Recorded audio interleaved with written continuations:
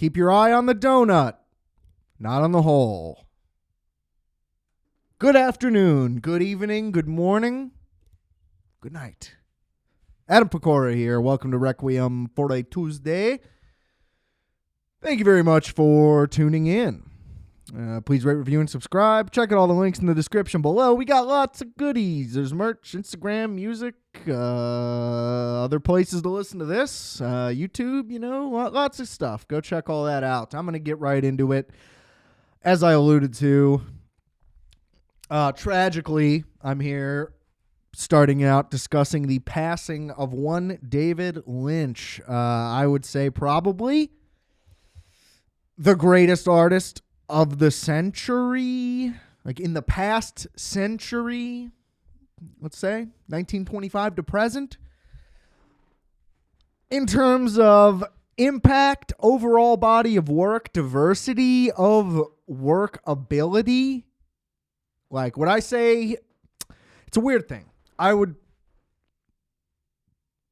say that he is one of my favorite directors, but his movies don't necessarily all top out in my top rankings. I'd probably have to do I haven't thought this through this far in advance, but I'd probably have to do a top 10 to even get one or two of his movies in there. But the impact that they have means more than watching them, but they're also very entertaining to watch. Don't get me wrong. I don't know why I'm trying to break this guy down. I don't have the ability. He was doing things way beyond what anybody is even aware of, and it just kind of seems like anyone that was ever near the guy was just in awe of everything about him. As am I. I would say that I've probably done more work directly inspired by him than anyone else. I'd probably say he inspires me more than any other artist, Shout out Kanye, though. That's up there. Going back to my first little EP music I did fiddling around, there's Three Fine Pines, my first one. On Multiplex, we did a couple tracks back to back, inspired by Twin Peaks: The Return. There's probably more that I can't even think. Just being into industrial noise as a vibe. I don't know. His paintings are great. His shorts are very fun. Even if you are a great director, it does seem like there is something to being able to make a successful short. It's not nearly as impressive, really, ultimately, and I understand that, and I understand why. But man, he's just consistently churning out a lot of really good short films. Since his passing, a lot of his old advertisements have been getting shared. Shout out if you sent me any. But I've, just seen it. My feed just became everything I scrolled on because I kept looking at all of it. It just became so long. Your boy was devastated. I am still sad, obviously, but it was one of the rare moments where a famous person's passing, truly, truly made me feel emotional. Because I don't even know, but I just guarantee that if I somehow bumped into David Lynch, he would be super nice to me.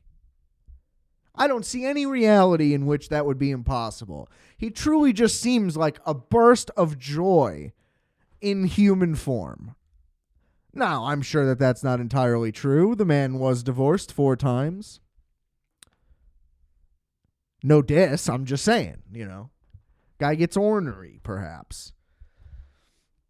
I don't know what to say that anyone else hasn't said. Go look at what, his former cast members that he frequently worked with are saying about him as a man. But, just him as an artist alone is enough. But to couple that, this is kind of my thing. I'm not into the personal lives of famous people. I think that is really odd.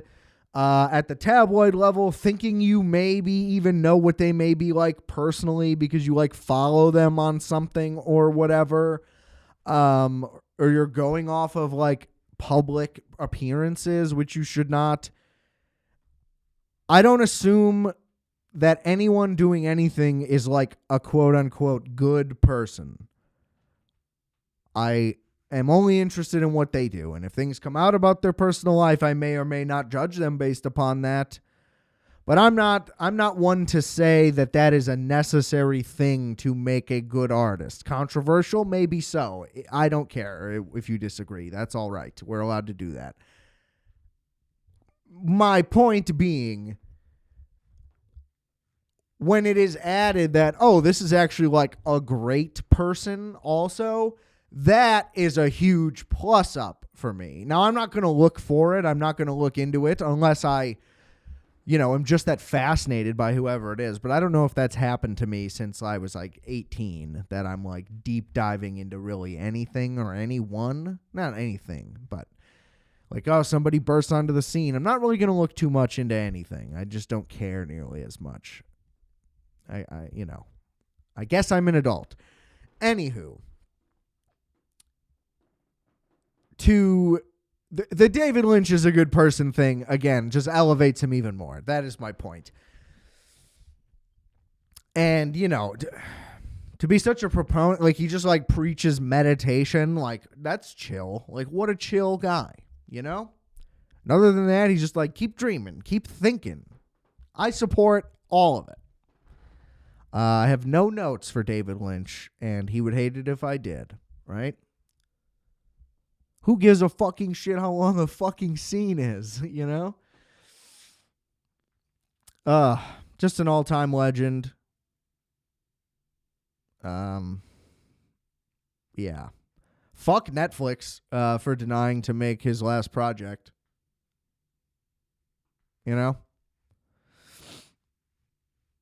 And I will just say also for the record, the podcast side of me here, a lot of people are churning out like rankings and stuff. Number one, I think that's kind of inappropriate. The rankings are horrible. They're just horrible. I saw one that had Wild at Heart at like 10 out of 11 or, whatever the number is. It was second to last. Egregious. Wild at Heart rips. Number one. It won the Palme d'Or. Number two. So, what are we talking about? And I think Inland Empire was last, which I could see that, but Dune is last.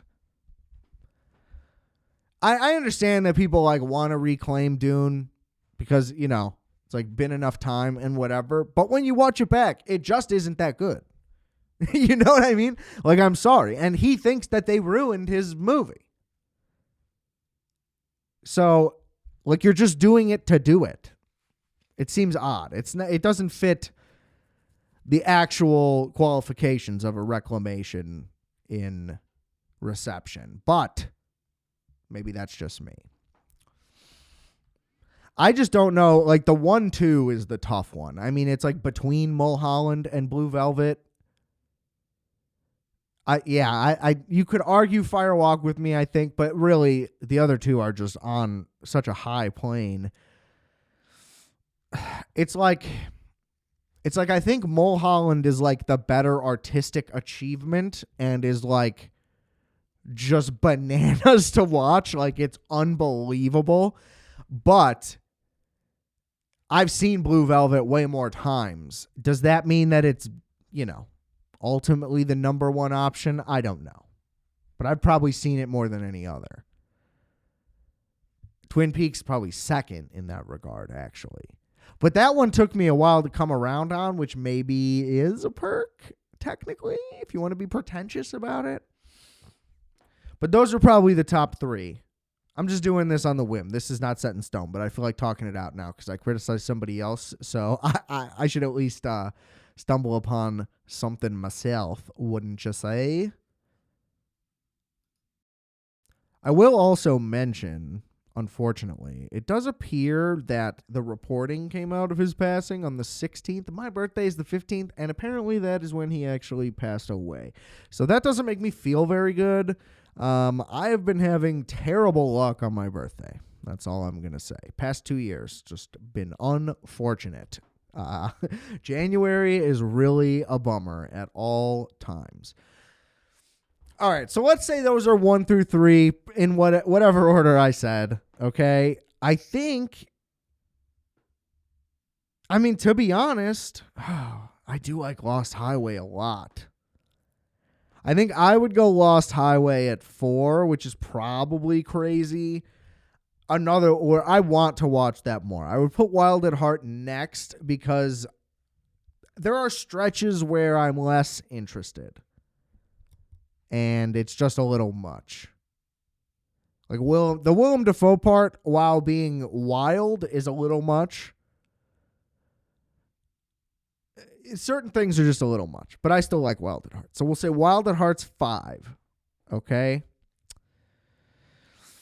Ooh. What are we going to say? This is really tough to decide. I mean, I guess the Eraserhead is 6. Elephant Man is 7.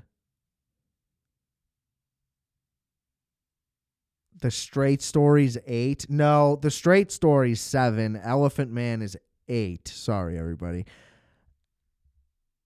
Inland Empire's 9. And Dune is 10. Yeah, I like that. That's about right. I don't really like The Elephant Man. It's too straightforward for him. I like the weird parts that he put in. There's like that shit with the horse or whatever. That's weird. That shit's awesome. You could argue flipping Eraserhead too, wherever I put it. I don't love Eraserhead. I think it's an impressive thing considering how much of that he did on his own. But that's kind of a thing where I'd rather watch clips from it. And you know what? That's fine. And I mean, obviously, Twin Peaks, the series. Nothing more to say there. The Return is incredible. I mean, just a legend. I mean, Twin Peaks, The Return is probably number one. He did claim that to be one film in 18 parts. Truly a loss, and it was tough dealing with. We will miss you, Mr. Lynch. If anybody is in any form of afterlife, it would be this man. So I pray that he is having a wonderful time. After that, I would like to discuss the news that has just been bestowed upon us. The Chicago Bears have hired Ben Johnson. This should have happened 1 year ago. I'm still iffy on everything. I'm not all the way bought in, but look, they made the right fucking call. Even if this fails, they got the hottest guy available. Everybody unanimously says this is the candidate of this coaching cycle. He's the dream of every team, and we got him. We did the right thing. It's already appearing that he's going to hire the former Saints head coach, Dennis Allen, who was a terrible head coach, but is a great D coordinator, and his experience as a head coach will at least be valuable in knowing he'll have his shit together running just the defense.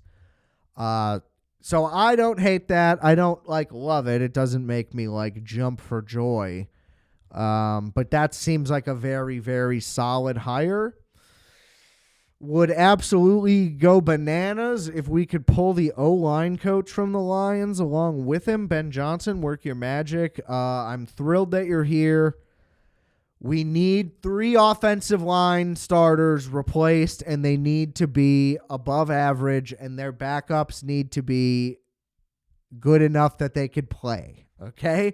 They don't need to be fucking practice squad level guys that we like their character and background.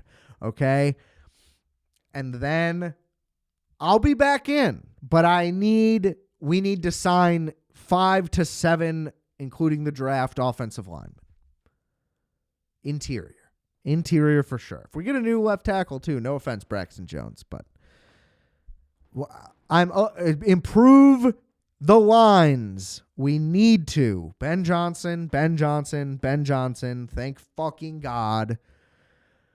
I don't know. Maybe Kevin Warren isn't this big oaf everybody makes him out to be. I've had respect for him because of his accomplishments. I understand he tried to shut down the Big Ten season. I don't care that much about college football. Speaking of which, Notre Dame, I have money on them to win because they are my team. I have not been that into college football the past 3 years.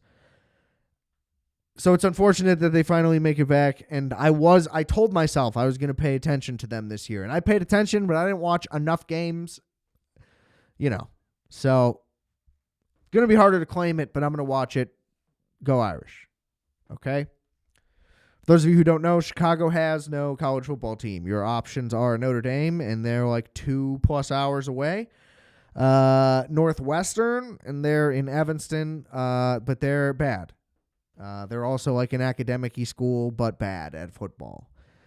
And then there's Illinois, which is 2+ hours away, and same thing, bad at football, but not like they're a respectable school, I suppose. That's what people who go there tell you. So I don't know how biased that is. To me, if you're in the middle of a fucking farm town, it's either really good or shit. So I assume it's kind of shitty. Especially all the dumb fucks I know. Just kidding, fellas. Anyway. Yeah, and they suck, and that's far. So they're good and they're close enough. I've yet to go to a game, and, the better they are, the harder that will be to do so. But hope we pull it out. They probably won't. But fuck Ohio State, and they lost to fucking Michigan. It's embarrassing. They're embarrassing. Anywho, let's get to the Brutalist. The intro was as long as it was, those other segments, because I don't have that much to say about this movie. So this is touted, coming out of all the festivals, all the whatever, all the film bros are fucking coming in their fucking, slacks or whatever they wear, their fucking puffy vest bullshit. Film bros and tech bros, I feel like, overlap in wardrobe. Maybe that's just my broad observation. I am very conflicted about my feelings for this movie. So this movie is an original epic about a Hungarian man who escapes the Holocaust and immigrates to America. Starts off in New York, moves to Philly, and then basically settles down in Philly, outside of the Philly area.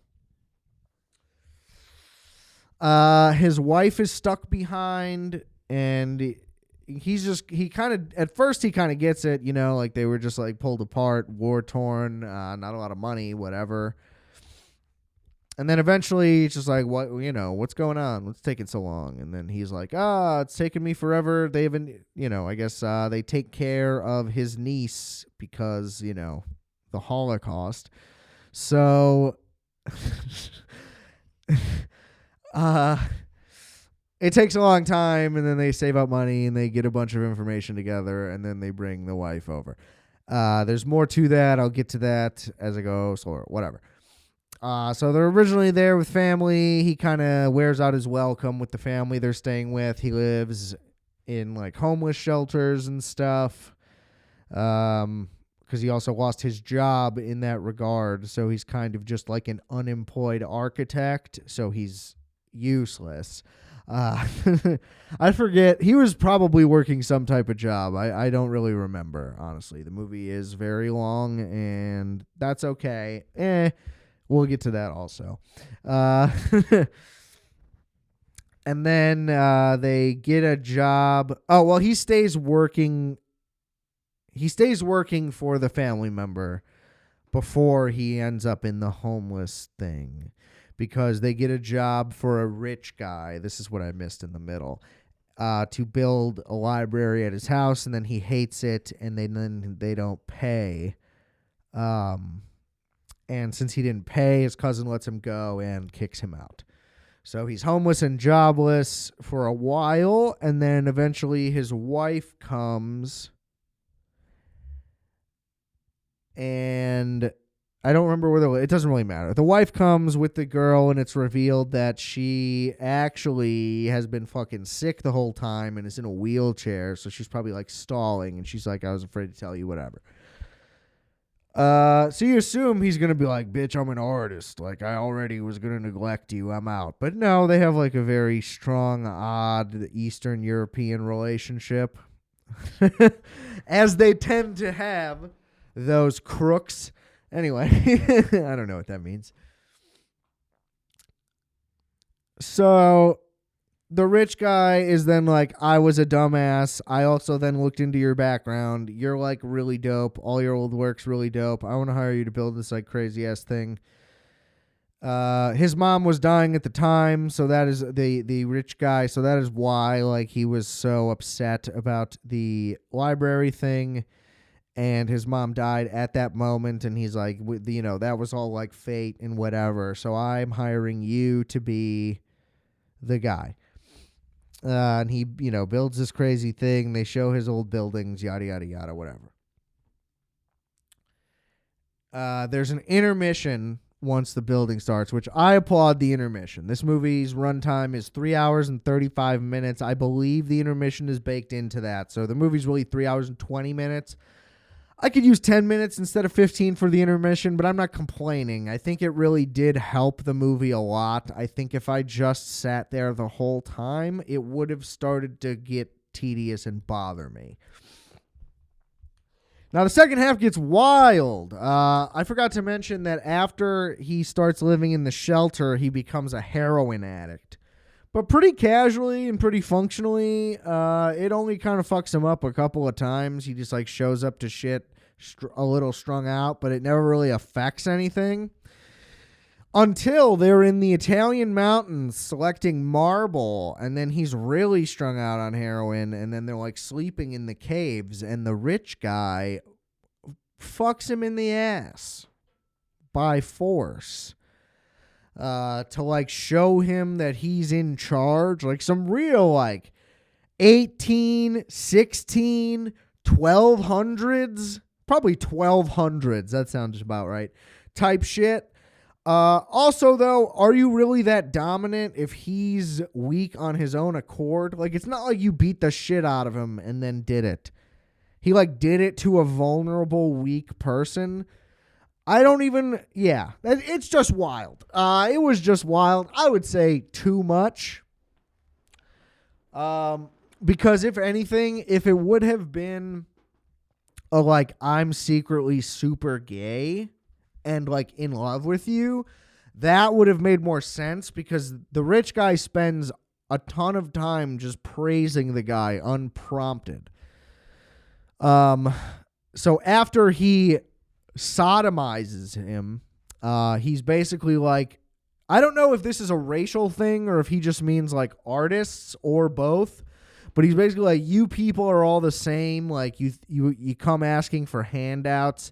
And it's like, well, not really. Like, you hired him to do a job and he's looking to be paid. So I didn't really understand all that. So anyway, whatever. And then eventually they build the house, they build the whole building and whatever. And then it's revealed that he was so pushy. He wasn't even that pushy, which I'll get into. They like want to change a few things and he's like, no. And then they're like, no. And then he's like, I'll take it from my cut of the pay. And then they're like, all right, yeah, whatever. And then they just keep criticizing a bunch of shit that he's like unwilling to change, because he like connected they're like separate entity buildings, but he interconnected all of them. And they're like, we don't need to interconnect all these. And he fights for that. And then it's revealed at the end that it resembles the concentration camps that the couple lived in and escaped from. And so that is why it was so important that he was in there. And that's basically the gist of the movie. Now, what I don't like about this movie, you don't learn anything about the guy, really. He immigrates over. They show him like sketching every now and then he just builds incredible stuff. His buildings that they show from Hungary are like big Brutalist masterpiece buildings. But that's great. That's it. They're whatever. We don't learn anything about his personality. It's like they kind of allude that he's just like, he likes to fuck because he goes to like a whorehouse, but then he like doesn't get hard. That's how it starts. And she just like makes fun of him for being a bitch. Whatever. And then when his wife finally comes, they get like super. They just have like weird sexual energy and they fuck a bunch and whatever. And then he's just like a soft-spoken guy. Like I don't know what the guy's like. And then he's just like on heroin. And then he just has like good designs. And then he builds them. Like it's just like pretty empty. The scale of it is kind of impressive, but they kind of literally only do the building stuff in like a quick stop motion montage. They have like scale of this building. This movie's like if Oppenheimer was about building one building. Like it doesn't need the runtime. It doesn't get too tedious with its runtime. But this just didn't deserve the length. There's not enough going on to keep it interesting for this long. Like, yeah, there's a lot of like beautiful, like long shots of outside, and it was shot on this VistaVision format.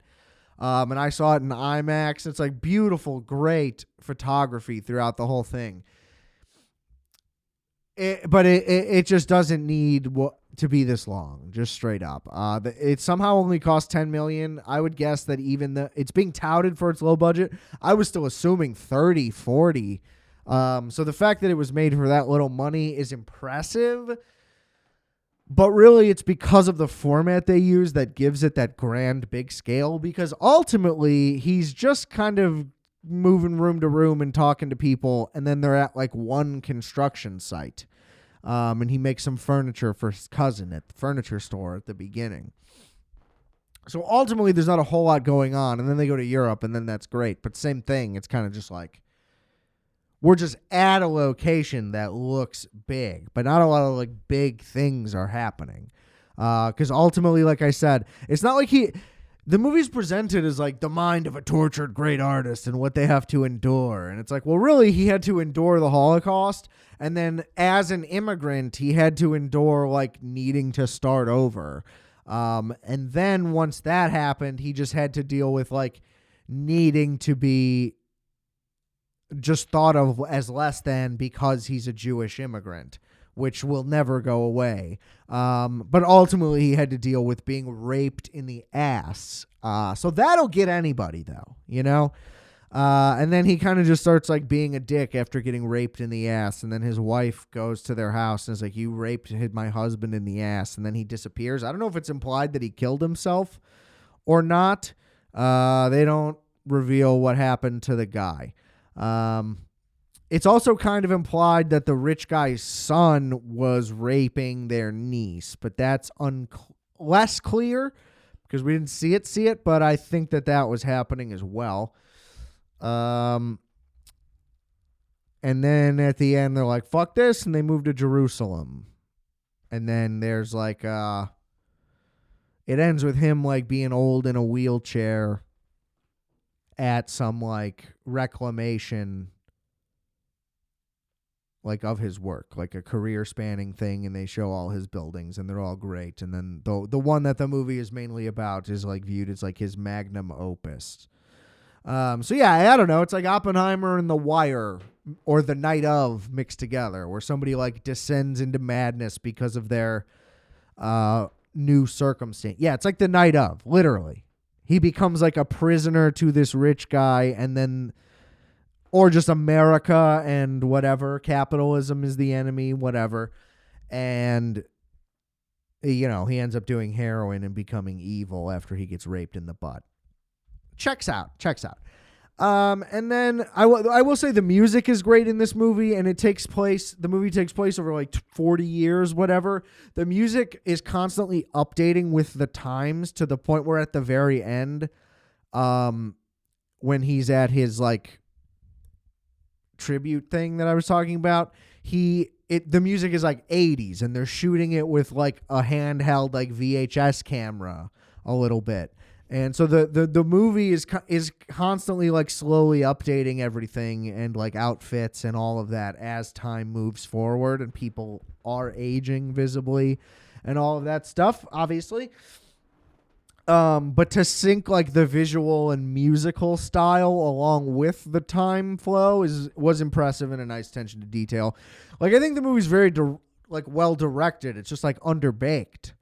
The wife character is kind of just annoying. It's like a Nolan woman, honestly. She's like strong and independent, but she's just kind of yelling a lot about stuff. I didn't love that. It's one of those things. Like it was good and the performances were good and everything was well acted and shot. I think the script was just kind of weak and it could have been shorter as a result, but probably still needed an intermission. Like maybe if this thing were like 3 hours flat with the intermission, so it was like 2:45, maybe it's a lot better. I also think that it's like a metaphor for like an artist trying to make a movie. That seems pretty clear to me. Where the artist from the jump is like, I want complete creative control, and then even if you're granted creative control, once it actually comes to like budgeting and planning and stuff, then people come to you with like, oh, if we do it this way, we'll get less budget. And then you go, but that's my vision. And then they go, you people always think with your fucking vision. Like, I'm the one with the money. I'm the one making this thing. And then the artist is like, oh, they just fucked me in the ass. I thought I had creative control. Like, that seems like a pretty clear metaphor to me. I was thinking of that in the moment. I don't know if that was intentional or not, but it seems pretty likely to me. Seems bloody likely. But Brody's great. And I mean, I don't know. It seemed like this should have just been about a real guy, like straight up, and then maybe they could have had like more detail and information. Like it seemed like he was trying to be a composite character, so that way they didn't get into too much detail, like by default, and that is not ideal for me. So that just didn't work. But I'm not upset that I went. Like, I liked it. I understand a lot of the praise for it. The guy's a good filmmaker. Like I said, the music was great. Everything about it technically was fantastic. We needed to do a little more editing or a little more development or reveal or something. Like maybe he should have built like 2 or 3 buildings first in like rapid succession, or he was like, I'm working on a bowling alley. Like, could we have shown him working on the bowling alley in the meantime? They kind of forego a lot of what you would think would be the actional part or action-y part of showing like a lot of development or him on the site a lot. And it just seemed like they couldn't do that stuff because of budgeting. But it's what I was missing. I mean, a lot of this movie was just like, oh, here's a still of the development as it is getting bigger and really going. But then here's 2 guys in a room talking about it instead. If that makes sense. But Guy Pearce was awesome. Adrian Brody was awesome. So, I don't know. If you didn't already know about this movie, nothing I say is going to convince you to go see it. If you wanted to go see it, you should go see it, regardless of what I say. But this seems like a tough sell. So, I'm not really pitching this to anybody anyway.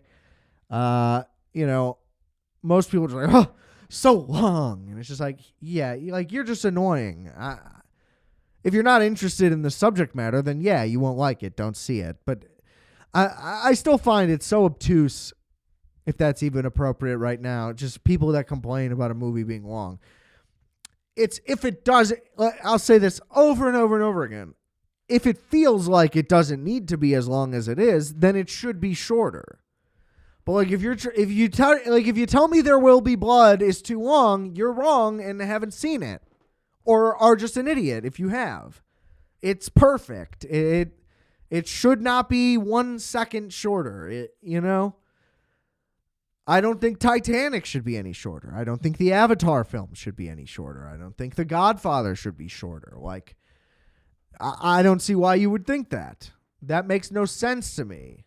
And if you think that, and at the same time we'll sit and watch 3 episodes of an hour-long show, binging, then you're just ignorant. And that's that rant. And I've done that rant 1, 2, 3 dozen times already on this platform, and I will do it 10 dozen more. I stand by it. But now for this one, if you were just like, man, this was too long, I technically can't disagree. Ultimately, it didn't super bother me. There were really long stretches where it's just voiceover of the letters they're writing to each other. Those should have just been way shorter letters for the movie. I couldn't stand those. Those drove me crazy. They could have been read faster or something, or just been shorter. I didn't like that. So that's the Brutalist. We're going to wrap up here in just a short minute, but we will get into briefly the football update. So I didn't do that last week with Justice because he doesn't know anything about football and he always interrupts. So I had the Chargers versus Houston in the wild card round. Huge mistake. I got Baltimore correct. I got Buffalo correct. Philly correct. Washington and incorrect. And the Rams correct. So now, not with the preseason. I mean, in the preseason, I did not even have the right. I didn't even get close to the right teams actually in there. So we don't got to worry about that. What did I have here? Hold on. Sorry, if you hear me ruffling through my papers, it's because I am 100 years old. Oh, I didn't even save it. So it doesn't matter. In the divisional round, I did pick Baltimore because I preseason had them in the Super Bowl, but I love Josh Allen more than Lamar Jackson, but I do love both of those players. I ultimately would have been good either way. And then I think I did pick Philly. Yeah, why wouldn't I have picked Philly over the Rams? I definitely picked Philly over the Rams, and then I picked Detroit over Washington, so that was bunk. And ultimately, I knew the Chiefs were going to win, but I picked the Texans just because I wish that would happen. Fun fact, going to be in Buffalo for the AFC title game, so it is extra unfortunate that the Chiefs didn't win. Me and Justice, our birthdays are 2 weeks apart, so it is the week in between. Didn't even put it together that it's AFC title game weekend. And the other place we were considering was Kansas City. So either way, that's interesting and a big oversight ultimately. I mean, I'm picking Buffalo, but Kansas City is probably going to win again. I honestly am picking Washington over Philly. You can mark that right here. In the preseason, I had the Bills over the Ravens, so the seeding was just different. Or I'm sorry, I had the Ravens playing the Bills and beating the Bills in the title game. And then I had Philly in the title game against San Francisco. So that obviously did not work out. So I did get one of each of the team, one team in each championship game correct. Not a big accomplishment at all. It's weird, though, that I was like, Philly, I gave them too many wins and I had them advancing too far, and that was the only one that was accurate. So I didn't even believe in it anyway. I absolutely want Buffalo to win, and I want whoever will lose to Buffalo to win the NFC Championship. So that probably actually would be the Commander. It doesn't really matter. I think either of those teams could beat Buffalo, but would be underdogs to them. But I'm going to make my picks Buffalo and Washington officially. I think Jaden Daniels is the first rookie to make it to a Soupy, and then hopefully he loses. And Josh finally gets one. And then, hey, maybe Lamar finally gets one next year, and everything evens out. Wouldn't that be nice? All right. That's all we got. That was Sports Corner. This has been Requiem for a Tuesday. Thank you for tuning in. There may not be an episode next week because of the Buffalo trip, but we may just get together and do the recap. We'll see. But I'll let you guys know. Well, I won't really let you know. There will either be an episode Tuesday or not. So thank you for tuning in. Check out all the links in the description below. Rate, review, and subscribe. Share these episodes. Tell your friends. Tell your mom. Tell your dad. Tell everybody. And remember, I are fat. You are fat. We are fat. Calculator.